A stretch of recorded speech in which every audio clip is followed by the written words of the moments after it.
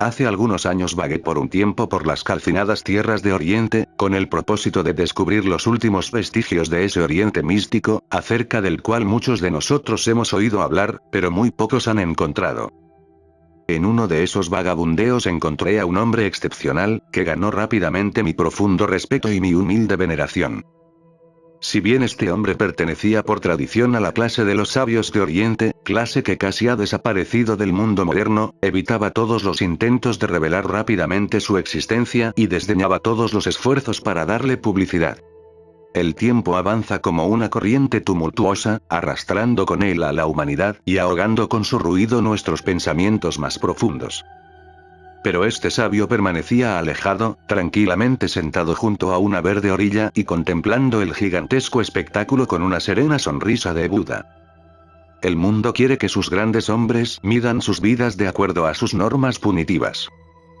Pero ninguna regla ha sido creada que pueda abarcar la plena medida de esos grandes hombres, si es que merecen realmente ese nombre, porque su grandeza no proviene de ellos mismos, sino de otra fuente. Y esa fuente se extiende hasta el infinito. Ocultos aquí y allá en lugares apartados de Asia y de África, unos pocos visionarios han preservado las tradiciones de una antigua sabiduría. Viven como fantasmas mientras guardan su tesoro. Mora en un mundo aparte esta raza espectral, manteniendo vivos los divinos secretos que la vida y el destino han conspirado para confiarlo a sus cuidados. La hora de nuestro primer encuentro aún está grabada en mi memoria. Me encontré con él inesperadamente. Él no hizo ningún intento para una presentación formal. Por unos instantes, sus ojos sibilinos se posaron en los míos, pero toda la sucia tierra de mi pasado y las blancas flores que habían empezado a crecer en ella, fueron vistas del mismo modo durante ese breve tintinear de la campana del tiempo. En aquel hombre sentado había una gran fuerza impersonal que leía las escalas de mi vida con mejor vista que yo pude tener jamás. Yo había dormido en la perfumada cama de Afrodita, y él lo sabía. También había tentado a los gnomos de mi pensamiento a que cavaran en las profundidades de mi espíritu en busca del oro encantado. Él también lo sabía. Tuve la impresión, asimismo, de que si lo seguía por los misteriosos senderos de su pensamiento, todas mis miserias desaparecerían, mis resentimientos se transformarían en tolerancia y yo habría de entender la vida en vez de limitarme a formular quejas contra ella. El hombre me interesaba mucho, a pesar de que su sabiduría no era de la clase que se muestra fácilmente asequible y a despecho de la fuerte reserva que lo circundaba. Quebró su silencio habitual tan solo para contestar preguntas sobre temas profundos como la naturaleza del alma humana, el misterio de Dios, los extraños poderes que yacen latentes en la mente humana, y cosas por el estilo. Y cuando se puso a hablar me quedé sentado, fascinado, escuchando su suave acento, ya bajo un ardiente sol tropical o la luz pálida de una luna creciente. En aquella voz serena había autoridad, y la inspiración brillaba en sus ojos luminosos. Cada frase que pronunciaban sus labios parecía contener un precioso fragmento de verdad esencial. Los teólogos de un siglo menos iluminado enseñaron la doctrina del pecado original, pero este adepto enseñaba la doctrina de la original bondad del hombre. En presencia de este sabio uno sentía seguridad y paz interior. La irradiación espiritual que emanaba de él penetraba en todas las cosas. Aprendí a reconocer en su persona las sublimes verdades que enseñaba, mientras me inclinaba hacia la reverencia por la increíble atmósfera de santidad que lo rodeaba. Poseía él una deífica personalidad que desafía toda descripción. Pude haber tomado notas taquigráficas de los discursos de este sabio. Pude incluso grabar sus palabras. Pero la parte más importante de sus declaraciones, el sutil y silencioso sabor de espiritualidad que emanaba de él, eso no se podía registrar. Por lo tanto, si quemo incienso literario delante de su busto, no es sino una pequeña parte del tributo que debo prestarle. No se podía olvidar su sonrisa maravillosa y generosa, con su toque de sabiduría y de paz ganados con el sufrimiento y la experiencia. Él era el hombre más comprensivo que jamás conocí. Se podía estar siempre seguro de que sus palabras nos harían mucho bien, y lo que él decía siempre verificaba lo que nuestro más profundo sentimiento ya nos lo había expresado. Y sin embargo, en sus momentos de sosiego, su rostro mostraba una expresión de profunda melancolía. Mas era una resignada melancolía, no una de tipo rebelde y amargo como se ve a menudo. Se podía suponer entonces que en algún período de su pasado él había sufrido alguna inexpresable agonía. Las palabras de este sabio siguen ardiendo en mi memoria como luces de boyas. Recogí frutos de oro de mis raras entrevistas con hombres sabios, escribió el transatlántico Emerson en su diario, y es cierto que yo recogí cestos enteros durante mis conversaciones con este hombre. Los mejores filósofos de Europa no se podrían comparar con él. Pero la inevitable hora de la separación llegó. El tiempo dio una vuelta en torno a este globo nuestro, regresé a Europa, me vi ocupado en una cosa y otra, hasta que, hace muy poco tiempo, preparé de nuevo mi regreso a Oriente. Me proponía nada menos que cruzar el Asia, en una exploración de un extremo a otro en busca renovada de los últimos exponentes vivos de la verdadera sabiduría y magia del antiguo Oriente. Mi intención era atravesar los desiertos dorados de Egipto y viajar entre los jeques sirios. Codearme con los últimos faquires en las remotas aldeas del Irak. Interrogar a los místicos sufís de Persia en mezquitas con graciosas cúpulas en forma de cebolla y minaretes cónicos. Asistir a las taumaturgias de los magos yogis, a la rojiza sombra de los templos hindúes. Hablar con los lamas hacedores de maravillas que moran en la frontera del Tíbet y Nepal. Sentarme en los monasterios budistas de Birmania y de Ceilán y entablar conversaciones telepáticas con sabios centenarios y de piel apergaminada que existen en las tierras de la región interior de China y el desierto de Gobi. Tenía el equipaje casi preparado, mis papeles en orden y me disponía a partir. Di vuelta el rostro a las calles congestionadas de la gran ciudad donde vivía. Londres es un palo de descanso para cada pájaro, escribió el astuto Disraeli. Pero yo debo ser uno más bien anticuado. Me agrada la tranquilidad de las calles de Londres del siglo XVIII, las viejas y dignas plazas con sus verjas, y las veo como oasis dentro del desierto de la agitación moderna. Creo ver los fantasmas con casacas de seda y calzones ajustados a la rodilla, cuando de noche recorro las verdes plazuelas. No me gusta el Londres que sirve de escenario a las multitudes apresuradas y a los innumerables vehículos. Me gusta el Londres que aún se mantiene quieto en las amplias riberas del Támesis, en lugares como Roterite y Wapping. Allí, junto a los vetustos y pintorescos muelles, junto a viejos galpones, me paseo rodeado de una atmósfera que recuerda de alguna manera al mar y contemplo las románticas barcazas que remontan el río. Un remolcador averiado por los años, que se aleja serenamente por el Támesis, me gusta más que un ómnibus pintarrajeado y demoníaco que avanza por las calles de su ruta, crispando los nervios con su ruido infernal. Y así fue como este día señalado por el destino busqué unas horas de sosiego entre algunos árboles amigos, en la verde campiña. Los encontré luego de atravesar ondulantes colinas de arcilla, desiertas hondonadas y tranquilos bosques de hayas. Mis ojos se cerraron a medias. Los ruidos confusos y estridentes de los hacinamientos ciudadanos se habían perdido, y una vez más me encontré sentado sobre la hierba, en una quietud casi hipnótica. No transcurrió mucho tiempo antes de que una vieja costumbre se impusiera en mí y extraje del bolsillo una gastada libreta de apuntes. Con una lapicera fuente en la mano y la libreta sobre la rodilla, busqué la forma de echar la red a los tenues pensamientos y a los hermosos ensueños que nadan en la mente cuando todo está en calma. En medio de este silencio campestre y solitario me siento más a gusto que en los salones de la ciudad, y es en compañía de las hayas plateadas que he sentido una más hermosa y sincera presencia que la de muchos otros seres humanos. Era la apacible estación autumnal y en derredor se veían las hojas doradas y verduzcas que caen en tan grandes cantidades cuando la vida del año empieza a declinar. El sol oblicuo de la tarde iluminaba generosamente el paisaje. Las horas pasaban y el suave susurro de algunos insectos se desvanecía a medida que estos se elevaban en el aire, pero la pluma seguía inmóvil entre mis dedos. Junto a la silenciosa orilla de la mente uno espera que se presente alguno de esos estados de ánimo exaltados cuyos frágiles cuerpos son como finísima gasa. Tan delicados son que, si no tiramos la red con precisión, el grosero lenguaje de los hombres aplastará a los etéreos visitantes con su pesadez, y tan tímidos que a veces hay que esperar mucho tiempo antes de que el primer extraño se atreva a meterse dentro de la red. Pero cuando hemos reunido a unos cuantos cautivos, entonces nuestro corazón encuentra su recompensa. En este elemento espiritual posan todas las fragantes esperanzas de los hombres, esperando, como las flores en una planta, que las gentiles manos del jardinero vengan a recogerlas para las gentes ciegas.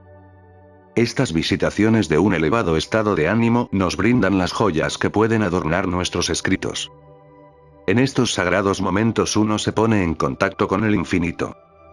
Las frases se forman por sí solas, no sabemos cómo. Los párrafos abandonan las esferas superiores y descienden a este nuestro mundo sublunar, para alimentar a nuestra pluma.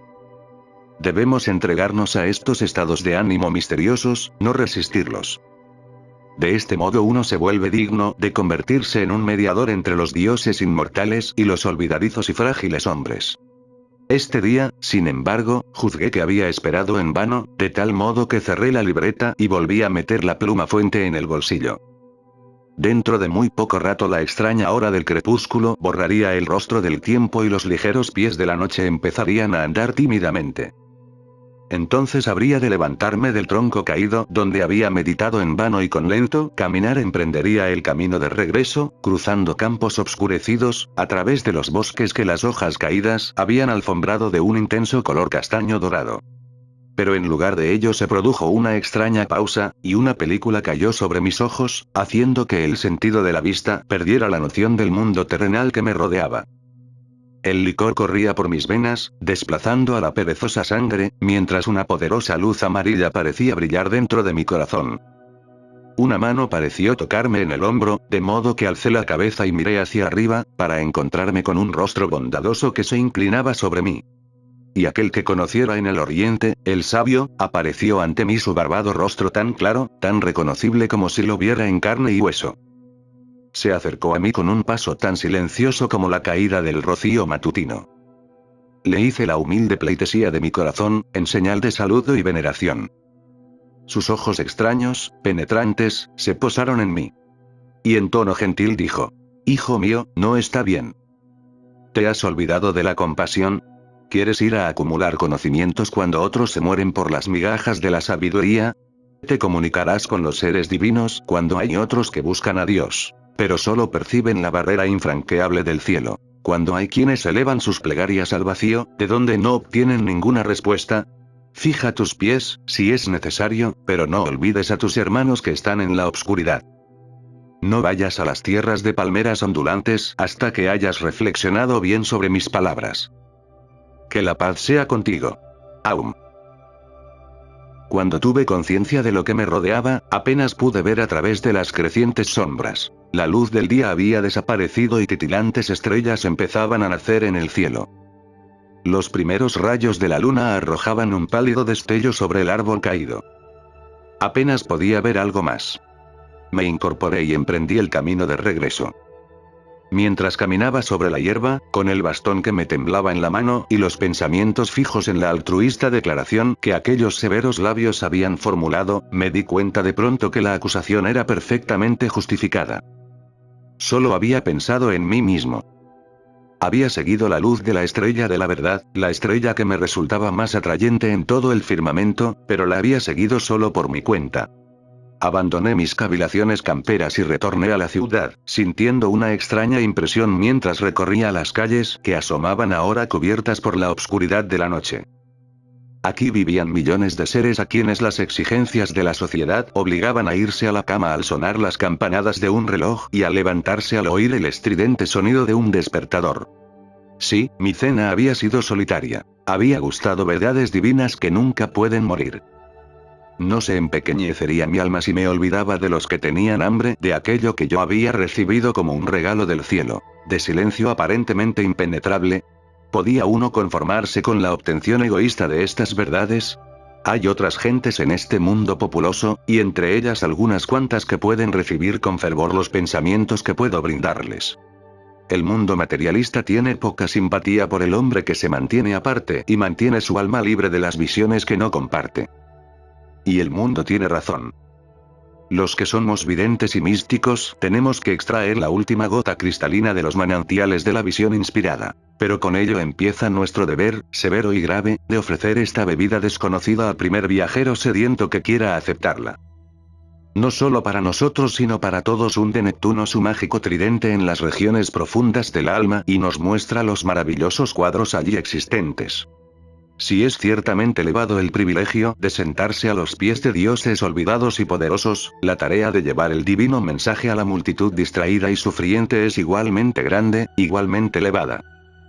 ¿Acaso no exista ninguna alma humana tan sumida en la fealdad que unos pocos y débiles rayos de belleza oculta no lleguen hasta ella de vez en cuando y la obligue a levantar la cabeza hacia las estrellas, algunas veces en la perplejidad del significado de todo esto, otras maravillada por la incesante armonía de las esferas? No olvides a tus hermanos que están en la obscuridad, me había dicho mi extraño visitante. ¿Qué podía hacer entonces? No podía detenerme mucho tiempo en este país occidental y abandonar esta transasiática expedición, porque me lo habían facilitado mis inclinaciones y los azares del destino. ¿Cómo, entonces, por el amor de unos cuantos, podía cubrirme con el manto y el sombrero de un profeta y salir a predicar lo que había aprendido a considerar como una verdad? Y la respuesta surgió con claridad en mi mente, en la forma de un pensamiento evidente. Debía escribir algunas de las cosas que la vida me había enseñado y dejaría luego mis escritos. Solo podría llamar a la puerta de los hombres y expresarles algunos pensamientos que consideraba útiles y que me habían ayudado a mí. Entonces me retiraría y dejaría que aquellos cumplieran su misión. Yo no podía emprender la tarea de abogar por su conducta. Quienquiera que los recibiera gustosamente sería sin duda ayudado, pero si alguno los rechazaba, entonces tendría que buscar en otra parte su alimento espiritual. Mis escritos podían caer en manos de una persona que pasara por momentos decisivos en su vida. ¿Quién puede imaginar cuán lejos podía llegar en su acercamiento al bien eterno con mi ayuda? Debía infundir en las palabras de ese libro una sabiduría que había logrado con experiencias duramente vividas. Habría en el libro frases que encerraban la sustancia de días de dolor, y párrafos escritos con las lágrimas que alguna vez cayeron de mis ojos. Todo esto lo haría con el deseo de que mis escritos llevarán auxilio y consuelo a quienes sufren, para demostrarles que el ser humano tiene dentro de él recursos preciosos e inesperados, con los cuales puede enfrentar situaciones que vencen a muchos. Pero mi libro no tenía que ser necesariamente triste. Habría de contener los ecos de muchas horas felices, transcurridas en medio de una sublime paz. Tendría más que insinuar el gozo estático de los estados más divinos que se han abierto al hombre. No, ciertamente, no tenía que ser una obra desprovista de alegría. Las flores deben dejar caer sus pétalos, uno a uno. La luna decrece y debe desaparecer. Incluso el bello canto de la alondra debe terminar un día. Pero yo he hallado una tierra donde crecen flores extrañas, que no se marchitan nunca, donde la luz del cielo nunca palidece, donde todas las cosas cantan la música inmortal que no ha cesado desde la iniciación de los tiempos. De este modo tuvieron su génesis las páginas que siguen. Si no parecen ser otra cosa que una colección de pensamientos dispersos, inconsistentes, debo pedir el perdón y la indulgencia del lector. Porque reúno mis pensamientos eligiéndolos del montón, por eso parecen siempre inconexos y fragmentarios. Me detengo, avergonzado ante las fáciles oraciones de otros hombres, cuyas secuencias fluyen como una corriente de aceite. Este interrumpido modo de expresarme lo atribuyo a un natural impulso de mi mente para entrar en un estado de actividad. Se produce una guerra en mi cielo toda vez que tomo la pluma, la cual ha aceptado las limitaciones con las que nació y no aspira hacia una mejor técnica. Se observará que en estas páginas hay muy pocos argumentos, aunque se dicen muchas cosas que pueden inspirarlos. La razón resultará explicable para aquellos que han explicado el misterio subyacente en la frase de Cristo: en verdad os digo que si no os volvéis simples como estos niños, no entraréis al reino de los cielos. Pero la frase resultará ininteligible para el superinteligente, para el extradotado y para el egocéntrico. Porque el intelecto es más bien una máquina. Constituye un buen sirviente, pero un mal amo. Somos aptos para criticar lo que no comprendemos. Cuando alguna frase inserta aquí aparezca difícil de entenderlo superficialmente obscura, el lector debe meditar sobre ella hasta alcanzar su oculto sentido. Si puedo estimularlos a descubrir su propio y verdadero pensamiento, entonces le haré un servicio más valioso que si le enseño algo. Vivimos una época en que las personas leen para matar el tiempo, pero unos pocos leen para vivificar el tiempo. Confío en que sean estos últimos los que encuentren este libro. Las cruzadas no contienen atracciones para mí y la agitación me resultaría un tormento. Prefiero ser un estímulo, incitando a los demás a que no adhieran a ninguna creencia, sino que piensen por ellos mismos, y a que piensen con una profundidad que los hombres convencionales de nuestro tiempo no la tienen. Es solo por medio del pensamiento propio que vamos a comprenderlo mejor. Yo no puedo transmitirles mi modo de comprender, pero aspiro a despertar en todos la facultad que habrá de proporcionar la percepción espiritual. Por esta razón, este libro no expone ningún sistema establecido, que sea necesario tragar por medio de un acto de fe. Mis escritos se proponen ser sugestivos. Desafían al lector a pensar por sí mismo. Ellos representan unas cuantas nueces mentales, que será preciso romper con los dientes en la forma de preguntas desusadas. Si se medita sobre mis escritos, se podrá crear un nuevo sistema de ideas propias, pero será un sistema propio, no el de otro. Pensamientos tales como los expresados podrán sorprender, pero terminarán por estimular. No lo sé. No escribo para el beneficio del hombre que ha colocado cerrojos a su mente y los ha fijado con firmeza para el caso de que la luz de unas cuantas ideas nuevas puedan filtrarse y turbar su sueño.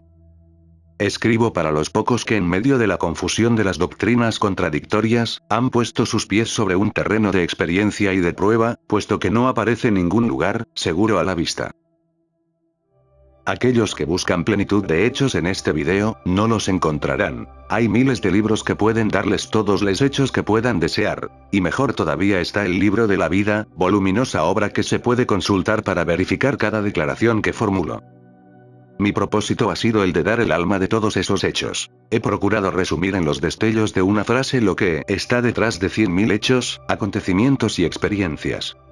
Puesto que pasé años forzando a mi alma filosófica a entrar en el sendero hasta que encontré la verdad, no me encuentro con ánimos para escuchar políticas trivialidades, ni para escribirlas. Mas lo cierto es que no hay nada esencialmente nuevo en las ideas que se exponen en este libro, aunque no importa tanto que sean pensamientos nuevos, u olvidados, sino que sean verdaderos. Hombres medievales como Tomás de Kempis y Jacobo Boehme expresaron el mismo pensamiento en siglos pasados, pero los manifestaron en una forma que no me satisface y que resultarán todavía menos comunicativas para mis contemporáneos. No obstante, ellos escribieron sobre una verídica experiencia, que cualquier hombre del siglo XX podría repetirla, si quisiera.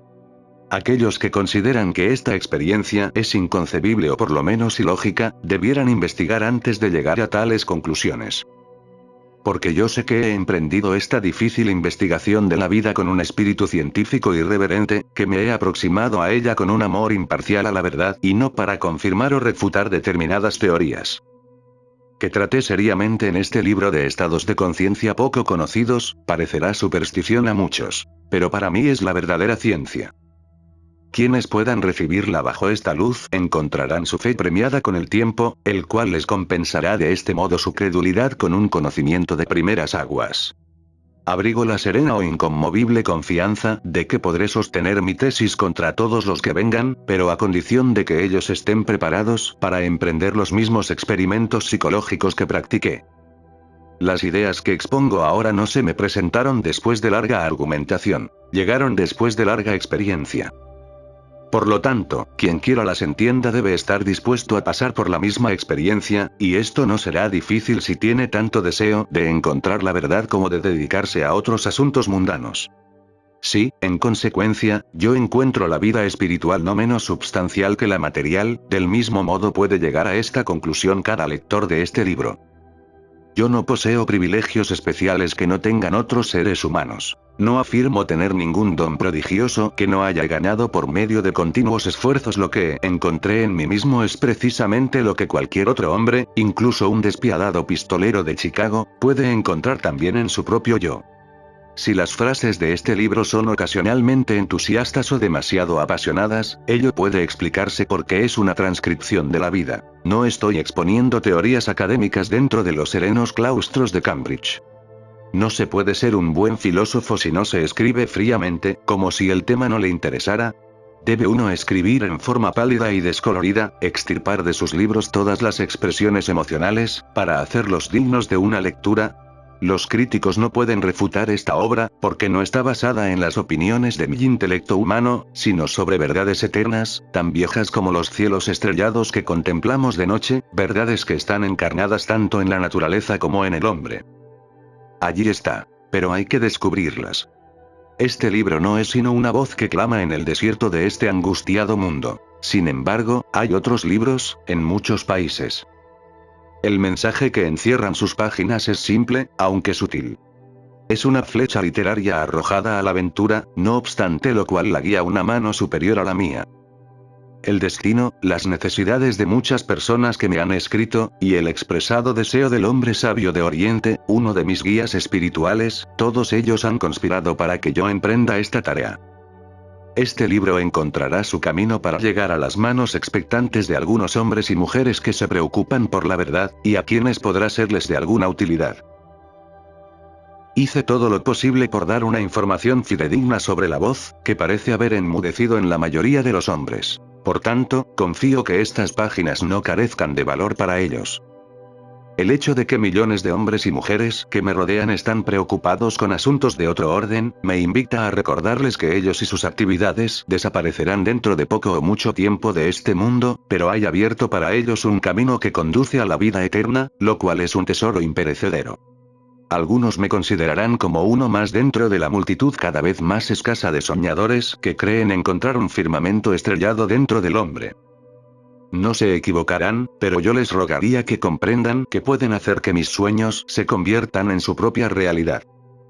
El camino que he elegido acaso esté apartado del común, pero no está tan alejado que no sea posible internarse en él.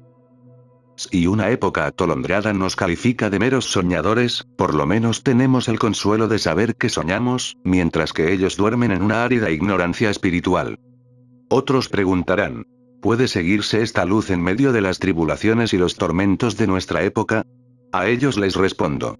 Este es, precisamente, el tiempo cuando puede probarse mejor su divina verdad. Existen ciertas verdades esenciales acerca de la vida, ciertos principios fundamentales e inalterables que gobiernan la vida, los cuales han sido conocidos por los hombres sabios de todas las épocas, desde la más remota antigüedad hasta el presente. La curación puede ser descubierta por todos. Ningún hombre está tan doblegado, tan oprimido por las enfermedades, la pobreza y la desgracia, que no pueda hallar una manera de resolver su problema o, por lo menos, soportarlo. Así es y así debe ser, porque todos los hombres existen dentro de la mente universal que ha hecho realidad de este mundo. Una mente perennemente benévola, insondablemente sabia y eternamente serena. En la vida social que nos rodea hay cosas feas que aparentemente contradicen nuestras últimas afirmaciones, pero el hombre que está dispuesto a realizar el esfuerzo necesario y a desarrollar su capacidad espiritual, descubrirá que esta aseveración es verdadera, aunque todas las apariencias estén en contra. El resultado final del continuado esfuerzo expuesto en las páginas de este libro será que el discípulo se encontrará establecido en una paz interior que lo destacará entre sus semejantes como un hombre de envidiable serenidad. Y cuando haya encontrado esta paz, otras personas vendrán a él, tanto jóvenes como viejos, y le preguntarán por el secreto que, aparentemente los ha eludido a ellos. Y él, entonces, les señalará a su vez el camino.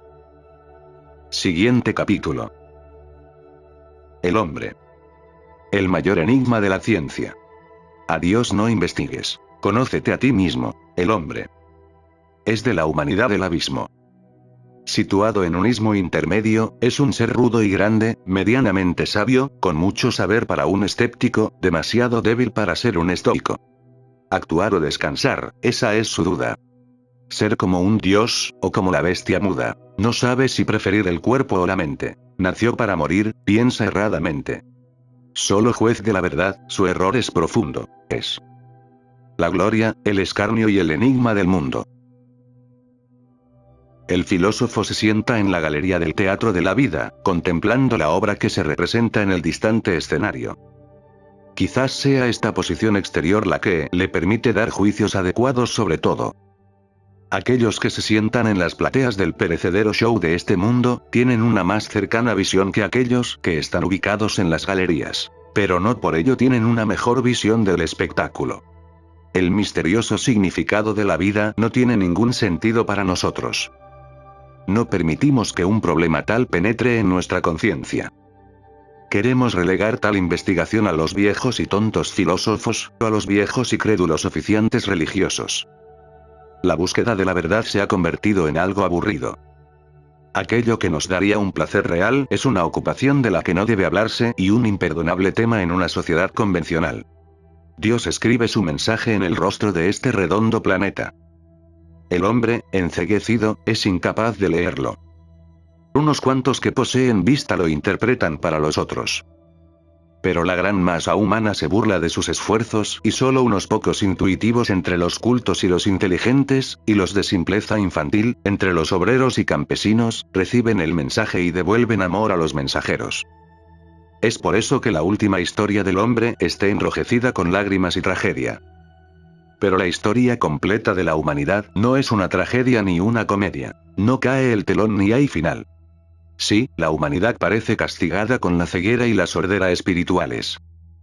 Incapaces de leer las místicas escrituras en las murallas de este mundo, no queriendo oír a los pocos visionarios que son capaces de hacerlo, recorremos los días tanteando y tropezando. ¿Advertencias y consejos sabios? Los rechazamos como los férvidos vapores de los arroyos, de la misma manera que los fanáticos rechazaron las agudas verdades de Cristo. Como resultado, el hombre vaga desesperadamente en el enloquecedor caos de hoy en día. Nos levantamos de la cuna donde hemos nacido y nos aferramos a la vida con manos apasionadas, para hundirnos bien pronto en la indiferencia de la tumba. Nuestros mezquinos seres están todos absorbidos por la importancia de nuestras luchas y aspiraciones, por nuestros triunfos y derrotas. Las brillantes posesiones que hemos ganado nos mantienen cautivos, y nos helamos o afiebramos por causa de ellas. No podemos evitarlo, porque somos humanos. Pero la esfinge, que se levanta sobre las arenas egipcias, contempla a la raza de los hombres mortales y sonríe. Sonríe. Sonríe. Sin embargo, el hombre es un ser racional e instintivamente reclama por una racional explicación de las cosas. Vive en una época predominantemente científica e intelectual. Toda su experiencia es interceptada por la luz de una razón puramente materialista. Pero la vida parece trazar una dura línea sobre el mapa de su propia naturaleza, dejando una vasta y desconocida zona donde parece que la razón no puede penetrar. Leyendo uno de los primeros ensayos de Bertrand Russell, su elocuente y pesimista confesión de fe, la considero como típica de la actitud estéril a la cual se ven forzados los hombres de ciencia, que rechazan toda esperanza de explorar alguna vez esa desconocida zona. Russell escribió, que el hombre es el producto de causas que no preveían el fin que lograron, que su origen, su crecimiento, sus esperanzas y sus miedos, sus amores y sus creencias, son el producto de colocaciones accidentales de los átomos, que ni el fuego, ni el heroísmo, ni la intensidad del pensamiento o del sentimiento, pueden preservar al hombre más allá de la tumba. Que todos los trabajos de todas las edades, toda la devoción, toda la inspiración, toda la claridad meridiana del genio humano, están destinados a extinguirse en la vasta profundidad del sistema solar. Todas estas cosas, si no están ya más allá de toda discusión, están, sin embargo, tan cerca de la verdad, que ninguna filosofía que las rechace puede pretender una vida larga. Tales son los pensamientos pesimistas que encuentran hoy en día expresión entre los intelectuales de nuestra raza. Podemos ver los logros de los hombres de ciencia en todo el mundo que nos rodea. Debemos admirar siempre el desarrollo de su intelecto. Y, sin embargo, solo pueden enseñarnos el ABC de la vida. Todavía no conocen el Xyz. La mayoría de ellos tiene la franqueza de reconocer esto, de confesar su ignorancia de las causas primarias. Aquellos que quieren hacernos regresar al sentido común en estas cosas, desean hacernos caer en un lastimoso pantano. Olvidan que el sentido común, dentro de lo que es la opinión general ignorante, es a veces sinónimo de la ignorancia común. ¿Dónde podemos ir para aprender las primeras letras del alfabeto de la vida? Debemos ir donde la humanidad ha ido siempre, al único lugar donde puede ir. Debemos acudir a los videntes y a los sabios. Mientras los hombres de ciencia han escudriñado el universo material en busca de nuevos hechos, los videntes han buscado dentro de sí mismos, explorando sus propias mentes en procura de viejas verdades, porque ellos llegaron a la conclusión de que pueden recobrar la antigua sabiduría del hombre. Lo que el primer vidente descubrió y registró hace miles de años, el último vidente lo descubre y acepta hoy. Pero lo que el primer científico del siglo XIX lo descubrió y registró, el científico de hoy lo rechaza movido a risa. Los últimos resultados de la ciencia ya han colocado las frías especulaciones de los hombres de ciencia de mitad de la era victoriana en una tumba profunda. Sin embargo, el hombre de ciencia es hoy tan venerado por nuestra raza que, a menos que dé su aprobación por separado a cada revelación del vidente, proceso que se ha desarrollado bajo nuestros ojos en la última mitad de siglo, la perla es arrojada al polvo, como falsa. Científicos que viven, a los cuales difícilmente se puede dar el nombre de soñadores, prestan ahora sus nombres a las ideas de los videntes. La doctrina principal del obispo Berkeley tenía un punto de vista similar al de los absolutistas hindúes. Afirmó Berkeley que todo lo que conocemos del mundo es nuestra reacción ante él, la impresión que nos produce. Consideró a la mente como vara de medir la realidad en nuestro universo y, por lo tanto, consideró a la mente como la realidad primera y fundamental. Sir James Jeans. Por medio de brillantes esfuerzos, ha demostrado cómo la ciencia física parte de la idea de que el mundo material es la realidad básica, se ha visto forzado sin embargo a considerar favorablemente la hipótesis de Berkeley. Las conclusiones de Einstein y de Whitehead, de un modo similar, han venido a confirmar la aserción del obispo. Jeans escribe en El universo misterioso. Todos aquellos cuerpos que componen el poderoso marco del mundo no tienen ninguna substancia fuera de la mente. Esta conclusión berkeleyana es reforzada por Sir Arthur Eddington, el eminente físico, que también representa al universo como una idea en la mente de Dios. Hasta llega a negar la existencia de la realidad separada de la conciencia. Los trabajos de Sir Oliver Lodge en física, lo mismo que sus investigaciones espiritualistas, señalan también a la mente del hombre como la única realidad en un mundo de desvanecedora materia. Nuestros materialistas desdeñosos rechazan esta idea con un chasquido de dedos. Aquellos hombres de ciencia que aceptan la idea se convierten, en lenguaje usual, en charlatanes. Es de notar, sin embargo, que estos últimos ocupan las primeras filas de su profesión y han reconocido esta verdad solo después de profundas y prolongadas investigaciones. Podemos hacer una pequeña profecía y declarar que todo el ejército de hombres de ciencia ha tomado, inconscientemente, por este camino. Pero debemos liberarnos de la propia decepción al suponer que la personalidad posee una idea clara de la conciencia. Debemos primeramente crear dentro de nosotros mismos una verdadera humildad antes de que podamos conocer la verdad libertadora. Debemos entrar con Descartes, el inteligente francés, en el estado mental en el que comenzó una de sus obras. He creído que eran verdaderas muchas cosas que ahora reconozco como falsas. No tengo motivos para suponer que nada sea más cierto que esto. Probablemente todo lo que he concebido y creído es falso. ¿Qué es, entonces, la verdad? ¿Qué es lo cierto? De este modo la vieja concepción mecánica de la vida, que fue establecida por los fundadores de la ciencia moderna a partir del siglo XVII, ha empezado a morir en los laboratorios y en las aulas. Los mismos físicos, que una vez apoyaron el evangelio de la materia, se sienten ahora incómodamente inseguros de los fenómenos físicos.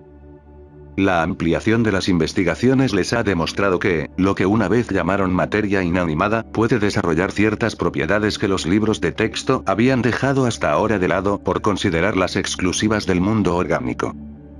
Esta es la tragedia del tiempo.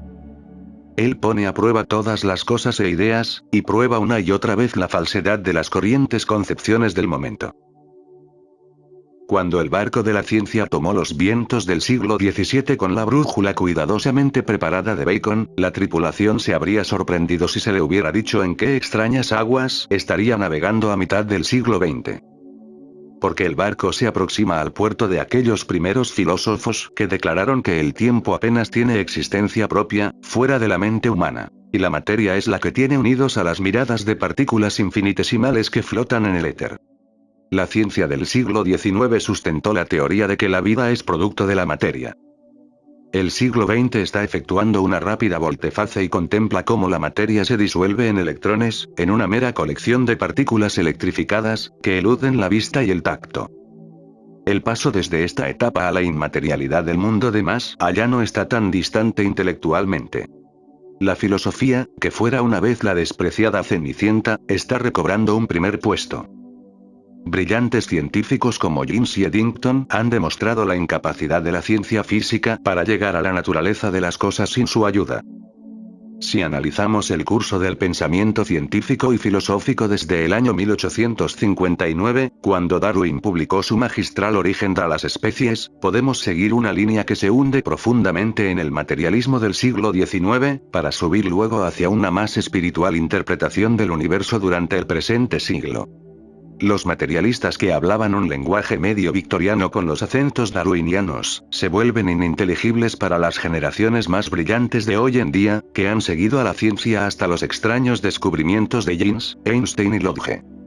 Cuando Einstein demostró la curiosa curva que siguen los rayos del sol antes de llegar a nuestro planeta, las luces científicas que nos guiaban se obscurecieron de pronto, y los hombres tuvieron miedo de precipitarse a conclusiones obvias.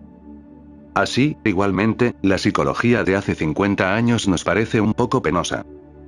Los estudios de psicología anormal, por ejemplo, han dado por tierra con las explicaciones aparentemente correctas de aquellos tiempos. El nuevo orden de investigadores científicos, que se preocupan ahora de problemas de tiempo y de causalidad, especialmente los físicos matemáticos, han abierto ante nosotros perspectivas enteramente nuevas. Einstein nos ha enseñado también a considerar el tiempo como otra dimensión, aunque apenas hemos comprendido toda la importancia de esta idea revolucionaria. Y, si sus últimos trabajos lo llevan a alguna parte, lo llevan a considerar la mente como la última realidad. Vivimos en una época de ciencia aplicada. El conocimiento viene primero, la creencia es secundaria. Enfrentamos todos los hechos o acontecimientos del mundo con un inquisitivo ¿por qué? Existe una causa para cada efecto visible. Los viejos tiempos en que un suceso desconcertante se explicaba refiriéndose a la voluntad de Dios, o a la intervención de un ángel, han desaparecido, y han desaparecido para siempre. La verdad espiritual, por lo tanto, debe apoyarse en una base científica. No debe temer jamás ninguna pregunta, y no se debe rechazar al investigador honesto llamándolo irreligioso o ateo porque busca la prueba antes de creer. En las últimas décadas del siglo XVIII y en las primeras del XIX, apareció en el cielo europeo una constelación de luminarias científicas y literarias que señalaron e inauguraron la era de la razón. Dios fue destronado y la razón se convirtió en la entronizada soberana de la filosofía. Ahora la ciencia recibe nuestra adoración máxima. El hombre de ciencia es el Papa actual y se sienta en el Vaticano de la autoridad mundial. Recibimos sus sabias revelaciones con un espíritu de temor religioso. Confiamos en sus afirmaciones pontificales de la misma manera que una vez casi toda Europa confió en los credos y los dogmas de la Iglesia. No está en el espíritu de estos pensamientos atacar a la ciencia, despreciar la amplia estructura de esos hechos pacientemente adquiridos. Poseo un profundo respeto por la capacidad intelectual y el carácter paciente de los hombres de ciencia. Creo que su trabajo tiene un lugar justo y útil en la vida. Pero no creo que dicho lugar sea el más alto. No debe desdeñarse la utilidad práctica del método científico. Solo un tonto podría burlarse de las maravillas que la ciencia ha dado al hombre, aunque haríamos bien en detenernos a recordar la frase de Disraeli. Los europeos hablan de progreso porque, con la ayuda de unos cuantos descubrimientos científicos, han establecido una sociedad que toma a la comodidad por civilización. El hecho de que el hombre de ciencia haya confiado su atención al mundo objetivo, no reduce el valor de sus descubrimientos. Lo único que debe hacer es volver hacia adentro su atención, usar para el mundo subjetivo los mismos métodos de experimentación y deducción, volver la luz de su linterna de investigación hacia el centro de su propia mente, y entonces penetrará en la esfera de lo espiritual. La ciencia ha dado pasos de gigante, pero todos sus pasos van en una sola dirección. Hacia afuera, siempre hacia afuera. Y así debía ser. Pero ahora ha llegado el momento de profundizar sus descubrimientos, de dar alma a las formas que ella ha creado. ¿Es el alma un concepto meramente académico, un juego intelectual que los profesores deben aceptar o negar? ¿Es solo algo sobre lo cual los teólogos apoyan victoriosamente sus tesis, y a lo que los racionalistas lanzan sus bombas verbales? Por el momento, los hombres de ciencia no han encontrado huellas químicas del alma. No han podido registrarlas con ninguno de sus instrumentos, como pueden registrar, por ejemplo, la gasolina. Pero si las reacciones químicas y mecánicas no pueden obtenerse, no debe dejarse de lado las investigaciones. Existe otro camino. Tal vez no sea un camino convencional, pero conduce al mismo objetivo, el descubrimiento del alma. Si el hombre de ciencia ama la verdad más que los convencionalismos, si aprecia el conocimiento de la vida humana más que aprecia el conocimiento de un trozo de roca, investigará de ese modo. El método que me propongo exponer es antiquísimo y retrocede tanto en la historia del hombre que su origen se pierde en la confusa niebla de los tiempos. Pero no dejemos que este hecho se vuelva contra nosotros. Porque los antiguos eran gigantes en el entendimiento de las verdades espirituales, aunque fueran niños en el estudio de la ciencia física. Los modernos son maestros en el desarrollo de la ciencia física, pero novicios en la comprensión de los misterios espirituales. El gran filósofo alemán, Kant, decía que había dos maravillas notables en la creación de Dios. Esas dos cosas eran los estrellados cielos en lo alto, y la mente del hombre abajo. Grandes como son las hazañas de la ciencia en el mundo exterior, descubrimientos más grandes podemos esperar en este siglo en el dominio de la psicología. El hombre retrocederá sorprendido cuando entienda los misterios que tienen lugar dentro del recipiente de hueso invertido que llamamos cráneo. La psicología, la ciencia de la mente y el estudio de la conciencia, ofrece las más valiosas recompensas a la verdadera investigación científica. Ningún otro tema es tan poco entendido y ninguno significa tanto, porque contiene la llave de la profunda felicidad del hombre. El tiempo, necesariamente, sacará la idea del alma fuera del limbo de las descartadas nociones teológicas para colocarla en el grupo de las proposiciones científicamente probadas. Pero la ciencia de ese día estará quizás dispuesta a utilizar la mente como un instrumento de experiencia, del mismo modo que hoy en día se utiliza el microscopio. Lo que se considera hoy como las tontas ilusiones de los místicos será verdad verificada por la ciencia de la parapsicología, para ser públicamente proclamada y sin reservas. Que el siglo XX develará de alguna manera este misterio, es algo sobre lo cual no pueden dudar los que hayan seguido los pasos de la ciencia. Ya en la primera década, el penetrante cerebro del sabio francés Bergson lanzó este profético mensaje: explorar las profundidades más secretas del inconsciente, trabajar en el subsuelo de la conciencia. Esa será la tarea principal de la psicología en el siglo que comienza. No dudo que nos esperan maravillosos descubrimientos en ese terreno. Un destacado científico como Eddington nos dice que el universo físico es una abstracción si no está unido a la conciencia. La mente no puede considerarse ya como un mero producto desarrollado por la materia. El paso inmediato y obvio es investigar el fenómeno de la conciencia, investigación que fue ridiculizada hace medio siglo por Huxley, porque consideraba tales fenómenos como meras sombras dependientes del fenómeno verdadero. Esta exploración interna es digna de destacarse por el momento. Porque hay algo en la mente de los hombres o de los animales, algo que no es ni intelecto ni sentimiento, sino más profundo que estas concepciones, algo a lo que puede darse el nombre apropiado de intuición. Cuando la ciencia pueda explicar realmente por qué un caballo lleva a un jinete o a un cochero borracho varios kilómetros en la oscuridad hasta encontrar el camino de regreso a casa. ¿Por qué los topos cierran sus cuevas antes de la llegada del frío? ¿Por qué las ovejas buscan la protección de la ladera de una montaña antes de la llegada de la tormenta? Cuando puedan decirnos qué advierte a la tortuga la proximidad de la tormenta para que se refugie en un agujero. Y cuando se pueda explicar realmente qué instinto guía al ave carnicera que se encuentra a muchos kilómetros de distancia de un animal próximo a morir, entonces, solo entonces podremos entender por qué la intuición es mejor guía que el intelecto. La ciencia ha arrancado del seno de la naturaleza muchos secretos sorprendentes, pero no ha descubierto aún la fuente de la intuición. El intelecto, que es capaz de proponer una cantidad de enigmas concernientes al hombre, al destino y a la muerte, es incapaz de resolverlos. Cuando la ciencia haya conquistado el mundo y haya muerto el último resplandor del último misterio, todavía estaremos frente al mayor de los problemas. Hombre, ¿te entiendes a ti mismo? Me hubiera gustado vivir en Atenas, por el tiempo cuando se podía vagar por los mercados y oír a un hombre de nariz respingada y de gran tenacidad, un tal Sócrates, interrogar a los hombres de la ciudad y repetirles una y otra vez su pregunta favorita. Un hombre como Sócrates no muere y su carácter sublime sobrevive a la tumba. Cuando todas las últimas literaturas hayan sido examinadas y los más antiguos papiros hayan sido exhumados, no encontraremos un precepto más sabio que el mandato del oráculo de Delfos. Conócete a ti mismo. Y el consejo del Rishi Jindu. Busca en tu interior. Estas palabras, aunque sean más antiguas que las momias del Museo Británico, podrían haber salido de la máquina de escribir de un pensador moderno. Los siglos no pueden matar una verdad, y el primer hombre que la expresó encontrará su eco corriendo a través de las centurias. Vivimos en un globo que gira en el espacio, posicionado de alguna manera en el gran firmamento entre la estrella de Venus y la estrella de Marte. Hay algo en esto que induce al hombre a pensar y que también lo promueve a risa.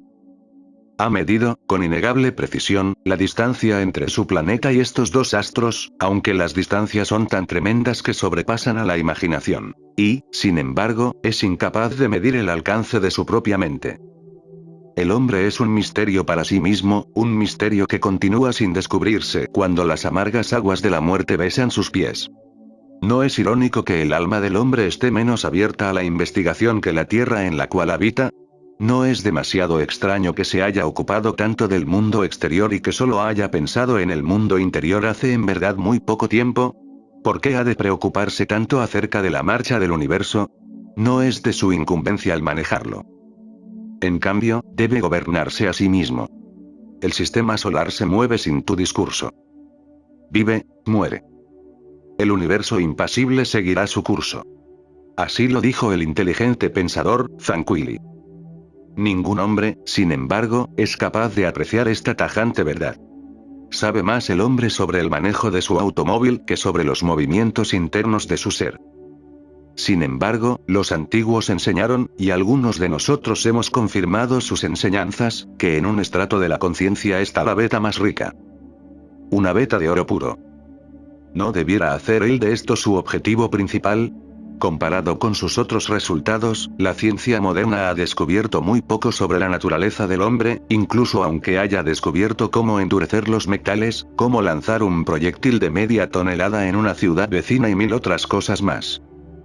En los últimos 3 siglos, el conocimiento que tiene el hombre del mundo físico ha aumentado con sorprendente aceleración, pero el conocimiento de sí mismo ha quedado rezagado.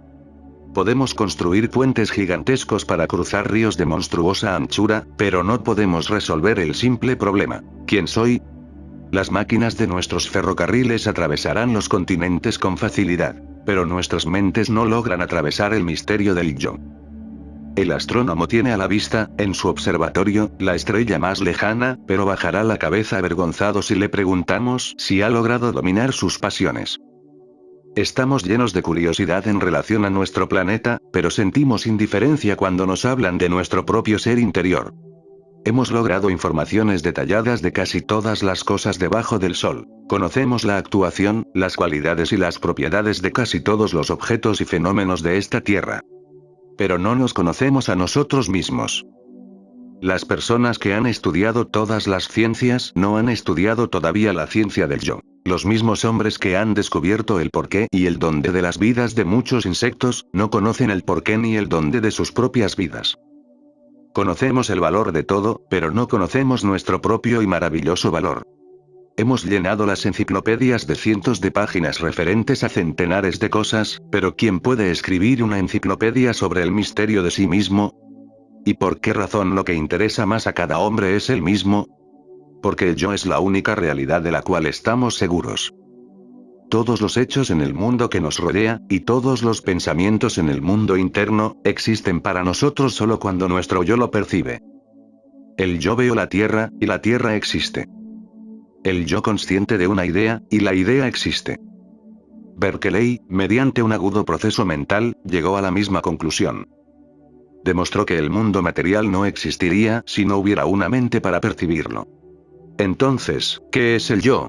No existe secreto en el misterioso libro de la naturaleza que, con tiempo y paciencia, no pueda ser leído. No existe ningún candado que no tenga su llave correspondiente, y podemos juzgar la habilidad de la naturaleza por la habilidad del hombre. El estudio del yo probará un día ser la llave maestra de todas las puertas filosóficas, de todos los dilemas científicos, de todos los problemas que la vida ha cerrado. El yo es la cosa ultérrima. Y es lo primero que conocemos siendo niños en pañales. Será también lo último que llegaremos a conocer cuando seamos sabios. La mayor certidumbre del conocimiento llega únicamente dentro de la esfera del yo. Podemos conocer el mundo y sus objetos únicamente por medio de instrumentos y de nuestros sentidos. Pero quien interpreta esos instrumentos y usa esos sentidos es el yo. Por lo tanto, finalmente, debemos reconocer que el estudio del yo es el estudio más importante al que un pensador pueda entregar su mente. Un sofista se acercó a uno de los sabios de la antigua Grecia y pensó que podía confundirlo con las más intrigantes preguntas. Pero el sabio de Mileto estuvo a la altura de la prueba, porque las respondió a todas, sin la menor vacilación y no obstante con la máxima exactitud. 1. ¿Cuál es la más antigua de todas las cosas? Respuesta. Dios, porque siempre ha existido. 2. ¿Cuál es la más hermosa de todas las cosas? Respuesta. El universo, porque es la obra de Dios. 3. ¿Cuál es la más grande de todas las cosas? Respuesta. El espacio, porque contiene todo lo que ha sido creado. 4. ¿Cuál es la más constante? Respuesta. La esperanza, porque se queda con el hombre después que él ha perdido todo lo demás. 5. ¿Cuál es la mejor de todas las cosas? Respuesta. La virtud, porque sin ella no existe nada bueno. 6. ¿Cuál es la más rápida de todas las cosas? Respuesta. El pensamiento, porque en menos de un instante puede volar hasta el final del universo. 7. ¿Cuál es la más fuerte? Respuesta. La necesidad, que obliga al hombre a enfrentar todos los peligros de la vida. 8. ¿Cuál es la más fácil de todas las cosas? Respuesta. El dar consejos. Pero cuando se llegó a la 9ª pregunta, nuestro sabio dio una paradoja como respuesta. Estoy seguro que fue una respuesta jamás comprendida por el interrogador, y a la cual la mayoría de la gente solo atribuye un significado superficial. La pregunta fue: 9. ¿Cuál es la más difícil de todas las cosas? Respuesta. Conócete a ti mismo. Este fue el mensaje de los antiguos sabios al hombre ignorante y lo sigue siendo.